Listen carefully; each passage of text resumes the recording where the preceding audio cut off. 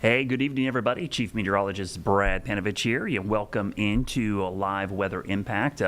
It's a quieter day today. That's the one thing I can tell you today. We don't have as many storms to track in our area. It doesn't mean there aren't storms across the Carolinas, but certainly kind of a nice break, albeit a little bit more humid. I wanted to start with taking a look outside from our Mr. Sparky camera network because we've got some beautiful conditions out there, and it's kind of nice to see the cameras relatively quiet. We'll show you the locations of our cameras out there. You can see Monroe, Lake Norman, Dallas, and in Monroe, that is not a and we're not being invaded by giant wasps. There are wasps on there. They love these cameras. I was telling Vanessa about this because there's a hood that kind of over like a little, think of like a visor, and it's just like perfect area for these like wasps to make nests. So they just love it. But man, when they're zoomed in like that, you're like, whew, we've got some giant wasps out there. But in Anson County, you see some towering cumulus clouds. And even in Monroe, because that's off to the east, there's actually an area where we do have some scattered showers and storms. I'll show you the wide view of the whole Carolinas just to give you an idea. We've got some pretty good storms along the coast. There's a stalled front. This front came through yesterday and actually is sitting basically on I-95 between the coast and us. So you could see some big storms there. The sea breeze got pretty active, and we do have one pretty strong storm around the Clinton area, just east of Fayetteville. So for people watching there, we do have a flash flood warning and a severe thunderstorm warning for Cumberland and Sampson County. So if you're in that area, that storm is not moving. Let me loop this a couple times, and I'll kind of show you. That thing is not moving. That's why you see the flood warning right now. In fact, I'm kind of curious. I'm going to look at the how much rain is falling in that area. Because it's really beginning to pile up in there. So if you're in the Fayetteville area, you're just starting to see this, but just to the east between you and Clinton, North Carolina, you're seeing up to 3 inches of rain from this storm already. So this has been a pretty potent storm sitting along a stalled front. And sometimes you see that with stalled fronts. They tend to not move very much, and you end up getting these heavy downpours. Now, what's interesting about this stalled front, while it's stalled right now, it's actually going to start moving back in our direction sometime tonight as a warm front. So I'm actually going to draw that warm front on there. So this front right here is going to be, actually drew it the wrong direction. Just see, that's the wrong direction. The warm front should go this direction. So it'll be heading in from the coast. So overnight tonight, we'll see temperatures start to go up. Now, temperatures right now, it was still super warm today. The current temperatures right now in our area and across the region are generally in the mid to upper 80s. We were 89 degrees in Charlotte today, so it was certainly warm. It just wasn't super muggy until, I would say, the last hour or so. Let me show the dew points. This will clearly show you where that front is. Sometimes when we see cold fronts in the summer, people go, hey, we're going to get cold air. Not necessarily. In the summer, cold fronts are just the difference between really muggy air and not as muggy air, kind of humid air. But look at that difference there. The dew point in Charlotte's 63. That's certainly what I would call humid, but it's not crazy. The dew point in Monroe, just down the road, just down 74, it's 71. The dew point in Lancaster is 72. In Sherrill, it's 70, okay? That is the air you can wear. That is super muggy air. And what's going to happen tonight is all of that warm, humid air is actually going to start creeping back towards the mountains. As that warm, humid air surges in, that's when we'll start to see the chance for some muggy conditions. So don't expect lows tonight to drop below 70, and then tomorrow you'll see temperatures jumping up probably only into the mid-80s, and that's just because we expect storms to develop sometime mid to late afternoon. So today was kind of your break. We got some of those graduations in today that were postponed from last night. Good news, they have great weather tonight for those. I know a lot of Union County graduations got moved. So the good news is we should have better weather tonight. Tomorrow would not be great because we're definitely going to have storms around at this time. So let me quickly show you the future cast tomorrow, because this is what people really want to see. If you got plans for Thursday or Friday, we're dry tonight. In fact, I don't see anything developing tonight, even though the futurecast tries to. We wake up tomorrow morning, then about mid-afternoon, you can see scattered storms 2-3 o'clock. So tomorrow on Live Weather Impact, we'll probably be tracking storms in our area for the first 5-10 minutes here. But you can see the storms lingering past 6 or 7 o'clock. So it could be a pretty stormy evening tomorrow because the atmosphere is going to be really muggy. And these aren't going to be severe. We're not looking for a day we would need to be weather aware. These are just going to be your typical summer storms. But like we're seeing to our east today near Fayetteville, flash flooding can end up being a big issue because these will be slow movers with a lot of moisture. And then looking ahead to Friday, Saturday, it's just rinse and repeat. We're kind of locked into that pattern right now. Unfortunately, if you don't like heat and humidity, this is going to be probably the worst of it so far this summer. And speaking of that, there's the dew point temperatures. Remember, the dew point is probably the best way to measure how it feels out there. Dew points in the 50s feel great. Anything below there, it's going to feel refreshing regardless of the temperature. That's why if you ever go to the desert Southwest and they say it's a dry heat, it could be super warm, but the dew points sometimes are in the teens or 20s. It's super dry. When the dew points get in the 60s, it feels humid. When they get in the 70s, that's what I call the air you can wear, because when you walk outside, you literally feel the air on every part of your body. And when it's that muggy, the temperature doesn't fall at night below the dew point, so you can't drop below 70 degrees or whatever the dew point is. So overnight lows are in the 70s. You start the day super warm and muggy. Your body can't efficiently cool itself, because the way your body cools itself is through evaporation. When the air is that muggy, there's no room for your sweat to evaporate into the air. It's like trying to mop the floor with a wet mop, and it's not dry. You don't squeegee it out. It just spreads the water around. It doesn't do anything. That's what happens when it gets super muggy like this. So it's a big weekend. It's Father's Day weekend. So I know a lot of folks are going to be doing activities. So let's talk about Father's Day weekend here. If you're going to the Lake Norman, the water temperature getting nice and warm. It's in the low 80s. Some of those coves, by the way, might be a little warmer than that. This is a general temperature in the middle of the lake, but we're talking mid to upper 80s. Just be careful. There are going to be isolated storms out there, so if you're out there with Dad, just make sure you have a plan to head to port. Maybe go to dinner when that storm pops up, or go grab something to eat at port. And if you're going out to the coast, going out to the beaches, I got a beach forecast, because I know I usually go out to the beach Father's Day weekend, but we're not going to be out there this year. Myrtle Beach area, Grand Strand, mid 80s. As you go up the coast, heading towards the areas around Wilmington, Carolina Beach, Wrightsville Beach, you're looking at low to mid 80s. And then going up towards Emerald Isle, you're looking at a low 80s. And again, scattered storms. The reason it's a little cooler at the beach, that water temperature is 83 degrees. That's warm water to get in, but that actually helps keep the temperature at the beach a little cooler, because the sea breeze comes in. So many areas inland, and those hot spots like Fayetteville, Florence, Lumberton, they'll probably be close to the low 90s, but at the beach it'll be in the mid 80s because of that onshore flow bringing in the cooler air, and obviously that scattered thunderstorm chance, which is typical at the beach. I mean, pretty much every single day during the summer, you're going to have the chance for a pop-up storm. So I'll show you the 7-day forecast for our area, and again, it's not looking too bad. Just your typical summer pattern. If you're looking for time at the pool or beach, this is probably going to be the best week, honestly, for those type of activities. You're looking at mid to upper 80s for Thursday, Friday, Saturday into Sunday. But next week, you notice by next Wednesday, we start seeing temperatures creeping closer to 90 degrees. We were close today. Honestly, any one of these days, it could touch 90 briefly. But next week, there's strong signals that we will easily be in the 90s. I'll show you the 10-day forecast, because not only could we be in the low 90s, maybe some areas in the mid 90s in parts of the Piedmont, because we're going to have a big ridge of high pressure kind of camping out over us, over the southeast, and that's going to kind of set the stage for some super, super hot weather, I think, for the first time this season. I would say super hot, but hot compared to what we've had, and honestly, probably more consistently hot, and plenty of humidity. But notice every single day in the next 10 days, I have at least a 20 to 40% chance of storms. It's just that kind of pattern. We're locked into the summer pattern, and we'll talk more about probability of precipitation. We talked a lot about that a couple times this week, but that chance of rain, remember, doesn't mean it's going to be a washout. It doesn't include duration. It doesn't include intensity. It just is the chance that you could see a storm at some point during that time period. So that's kind of a look at our local forecast. I want to bring in a good friend of ours to the show tonight. We're actually hopefully going to bring him in more often here in the next, I'd say, week or so. But the chief meteorologist from WFMY, our sister station in Greensboro, I want to welcome to the show Tim Buckley.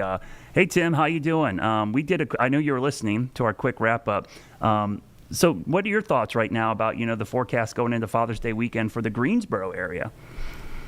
Yeah, hey Brad, it's good to be with you here. And talked a lot about this in the past. Summertime weather, as you know, Carolinas, it's you kind of something we can forecast a year in advance sometimes because there's the heat, the humidity, and with that, it's kind of just like boiling up some water on the stove. They're going to be those bubbles that pop up, and in this case, it's going to be those thunderstorms. So a lot of our viewers up here have been kind of saying how consistent the storms have been, and it's funny because most people say we've had enough of the rain. We don't need more in our backyard.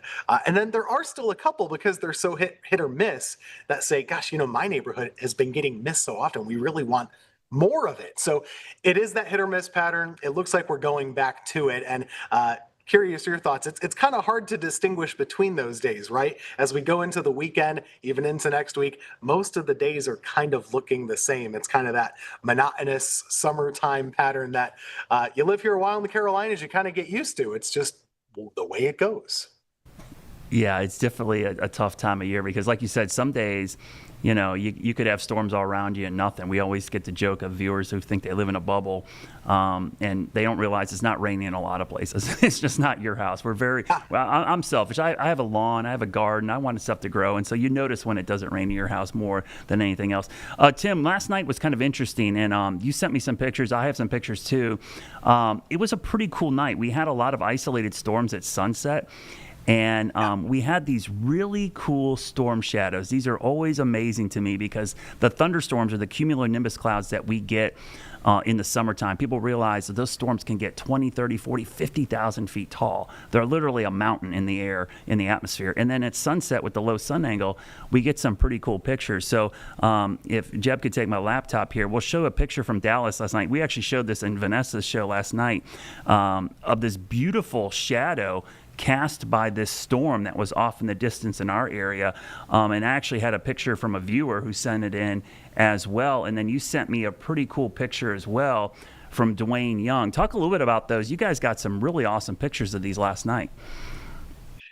It's one of the best parts about summer storm season, at least to me. You have the late night sunsets, so a lot of people are already kind of winding down, enjoying the day outside. And I tend to think our viewers are just a lot more sky aware this time of year. It's warm, it's nice to be outdoors, but you see a lot of things that do happen throughout the year, but maybe you're just paying a little bit more attention. And certainly when we do have these really tall thunderstorm clouds, like you said, Brad, they are these huge obstacles in the sky for light to get around. And truly, they can look kind of mysterious or mystifying, like what is that big dark area in the sky? Well, it's just a shadow.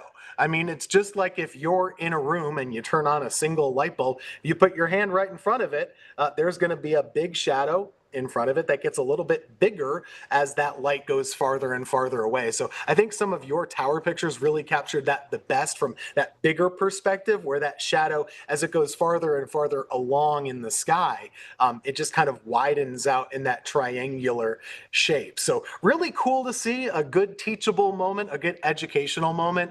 And always be thinking, the people watching, when you see these thunderstorms, like Brad was saying, 30,000 feet. Well, what does that mean? Think about how you're flying in an airplane. Typically, cruising altitude is what, about 30 to 35,000.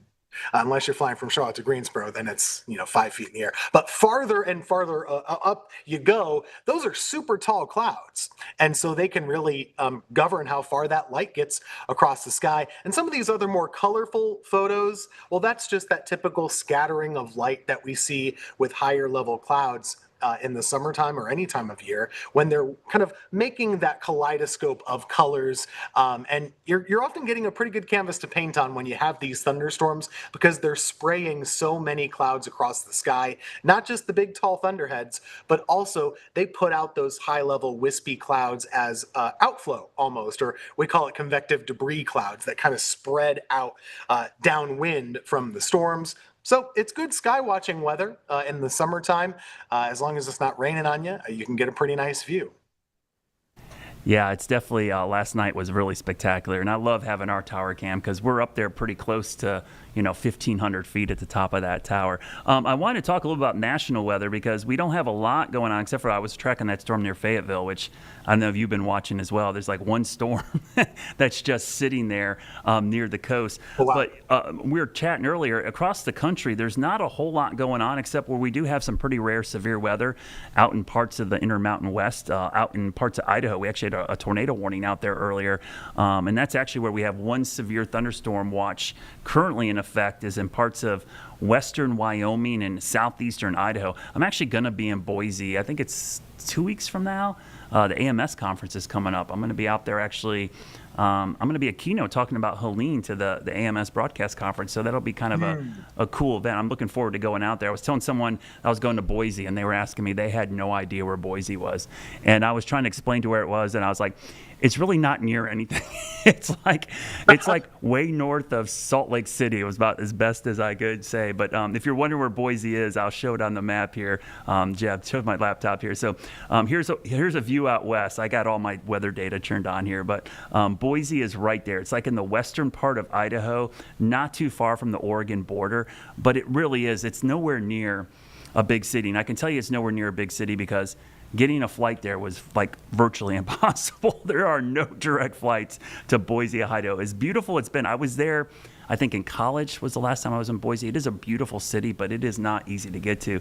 But that's actually where most of our active weather is. It's kind of weird to see active weather in the mountains out west, but this time of year, as we get into June, Tim, the severe weather starts shifting north. We think about the Tornado Alley in April and May, but in June, you start looking into Dakotas and then the upper Midwest and even Canada. I know storm chasers that chase in Canada in the middle of summer because that's when the jet stream starts going back north. So it is interesting to see how we're transitioning to that summer season, not just from the heat and humidity, but also where severe weather is occurring. Yeah, and I was looking myself, Brad. If I don't know if you can pull up the water vapor on that for Idaho or anywhere up in the Northwest. It's pretty impressive the level of low pressure system that you have just kind of spinning up there right now. But yeah, a lot of people tend to think that our severe weather season is in the summertime. It's really not. It's in those spring months, right? They're April and May, so we're already kind of coming out of it. Obviously, we get a lot of thunderstorms still, but the nasty severe thunderstorms that we think about with tornadoes and severe weather, they tend to need a lot of upper level support. Like you were talking about the other day, the reason we had some of those severe weather risks locally was that the jet stream was stronger than it usually is around here right now. Well, we're starting to see it weaken, and it's going back north like it should be. And it seems like like you were saying, that northern tier of the country and up toward the Canadian border, they're going to be seeing kind of repeatedly some varying threats of storms, probably over the next 4 or 5 days or so. That it might have some staying power. But Idaho right now, that digging or that upper level low spinning up there, it's impressive to see it touching off some storms, even in the Rocky Mountains, I guess. Yeah, you can't see it, but we were showing the water vapor. You're right. It is that's a tight little spiral going through central part of Idaho. It's moving into Montana and western Wyoming. So, which is interesting because there's a lot of folks that are probably vacationing in the northern Rockies because Yellowstone is right there. Glacier National Park is up near the Canadian border. And there's probably a lot of folks being caught off guard by some huge storms this time of year.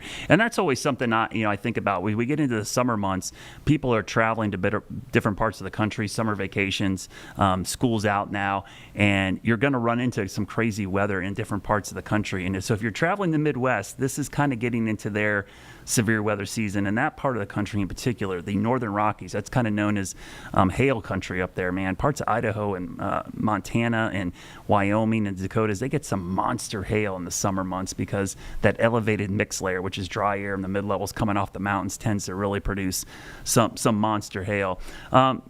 Tim, I want to transition to something here in a minute, but before we finish talking about national weather, I'm kind of curious your thoughts on the spring so far, because it's been interesting here in Charlotte, and now that we're in the summer, we had a lot of rain in May. It got cool. I don't know if you saw the other day, but I posted the lightning density map for the last month.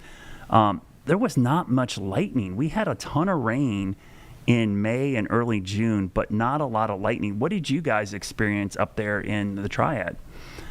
Yeah, I mean, you could even just to talk to people, just telling stories and anecdotally, there are not a lot of late nights that have kept us up until recently within the last couple of days. A lot of times in the spring, you'll have these big cold fronts and big severe weather outbreaks that kind of come through. In your line of work and my line of work, we tend to have a lot of nights where we got to stay really late at the station, kind of babysitting the radar. We didn't have much of that. So the lightning map certainly makes sense. I didn't see that data, but it makes sense to me that it would be lower than average for our part of the state. The Carolinas overall seem like we've had a really quiet heart of severe weather season from April to May, and I'm thankful for that. Don't want to have the really bad storms. Certainly not a lot of tornadoes, right? But it had been a little quieter than usual. This last couple of weeks, I think, has kind of gotten us back into storm mode, but even a lot of times it hasn't been for severe weather necessarily. We've had a couple storm reports here or there with wind damage or hail damage or a couple trees down, but by and large, I think our part of the country has done really well. And maybe, Brad, it's almost been a little bit of a return toward Tornado Alley a little bit. They've been really cranked up the last couple of weeks, as you'd expect, but it kind of felt like in recent years the trend was a little bit downward over there and more southeast focused, and maybe that isn't so true the last month or two, at least Carolina focused for us. Yeah, Tim. As you're talking, I was able to pull up the map. So, Jeb, can you take my laptop? Because this was the map. I posted this, I guess it was yesterday. So this is the lightning density over North Carolina from May 10th to June 10th. And I know it's a little bit small, but basically, I'll try to zoom in here. Make it a there we go. So what you're looking at, every dot on the map that's black or purple is 1 to 10 strikes. So where there's white on the map, that means there was not a single lightning strike. There's a lot of white over the western and central part of the state. Where you see the biggest cluster is actually a cluster up around you guys, Tim. There looks like you might have had a couple lines at some point. And then a huge cluster in southeastern part of the state, near the coast, where you expect to see a lot of pop-up storms. But honestly, for May to June, which is typically pretty active storms for us in the Carolinas, not a lot of lightning. And what struck me by that was if we were in a drought, I'd say that makes sense. But the problem was we had a ton of rain during that period. We just didn't have, we had just stratiform rain or just rain in general, not a lot of thunderstorms, which you typically expect. So you brought up Tornado Alley, and that kind of transitions to our next subject. And I want to talk a little bit about, we lost a legend in our industry yesterday. If people don't know this name, Gary England, he is he's a pioneer in severe weather coverage. He worked in Oklahoma his entire life. He passed away at the age of 85. And what made him so interesting is he was one of the first meteorologists to use Doppler radar on TV and track tornadoes using it in real time. And if you've ever seen Twister, and I think we can show this, Jeb. So I have this cool YouTube video, and it's kind of cool because I found this guy who took the original footage from his station and showed it side by side with Twister, because they use Gary's original storm. If you've watched the opening scene in Twister, the 1996 version, you remember it's like it occurs in like the 60s or 70s. They use the original footage from Gary tracking a tornado on the TV, and he was the first to do that. And if you've ever been to Oklahoma City or you're from there, you know this name. But I will tell you, from somebody who didn't grow up there or know that area but knew of Gary England, you'd watch his coverage and it was phenomenal. So we were pretty lucky to have the Carolina Weather Group interview him. I think this was, how many years ago was this? This is probably after he retired, 2015, was it? Yeah, so he retired in 2013, and they interviewed him and talked to him a little bit about some of the stories he had, because his coverage of tornadoes really kind of set the stage for what we do all across the country now. So take a listen to Gary England, who talks a little bit about his tornado coverage. When the first warning comes, that's when we just take over, because we don't have time to be looking at all those things, and we just run it from there. But to answer your question, I think the warning process, at least here in Oklahoma City, is quite good. I think the things wrong with it are some people that are on television that shouldn't be on television, and they scare people, and they holler, and they scream, and they hoot, and it's not a game. And I'm not talking about chasers. I'm talking about people on air and some other markets too. It's it's serious. People die with these big tornadoes, and they have life-shattering injuries, like a 2x4 through the neck, and survive. And so it's serious business. And so I get a little offended when I see people making it sound like a game and scaring and frightening people. But the process, I think the warning process is good. In the weather service, at times we probably don't deliver the information as well as we should on the air, but it's not bad at all. But you look at May 3rd, 1999, we lost about 40 people, and we knew the weather. The first tornado touched down 100 and some miles southwest of Oklahoma City about 4 p.m. It didn't get to Oklahoma City until 7. We had a 3-hour warning, so everybody knew about it. And we still had 40 people killed. Oh man, Tim. I don't know which you've had any relation with Gary or met him at any point. But both of us big weather geeks as well. I'm sure you know of Gary. But what are your thoughts about the passing of Gary England and what he meant to what we do now in our industry? Yeah, never had the pleasure to meet him, Brad, but definitely enjoyed the pleasure of watching his work throughout the years. And I'm learning. I find this a lot of times when we have these legends pass that we hear about all of these impacts that they made, and just hearing about him being the first to use the Doppler radar the way that we do it for tornadoes now, and being the first to kind of show these warning alerts on TV that you might see on your screen nowadays. Like, all of these are ideas that someone had to have at some point.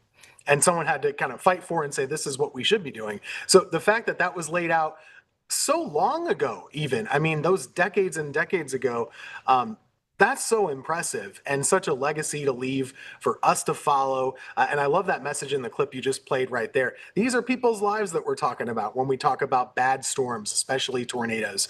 And it's so important not to be hysterical and not to be screaming or anything like that, but just to be calm and letting people know what's going on and, kind of earning their trust that way. And I think that's what a lot of people will remember with Gary, along with many of the other meteorology legends in the business.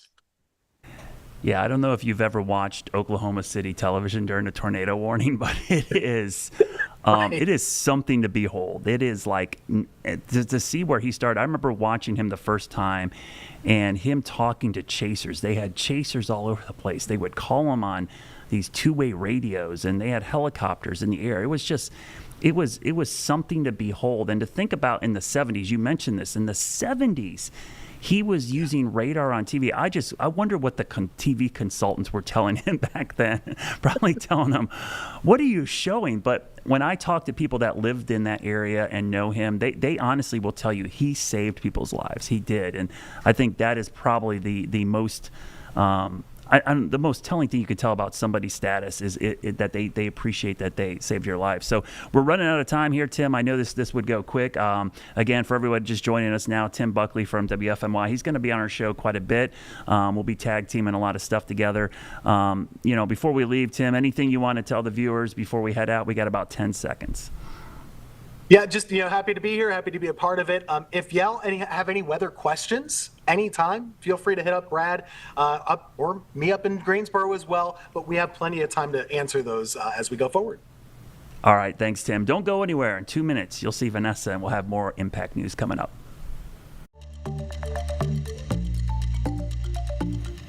Perfect. Thank you, Tim. Thank you. You're very welcome.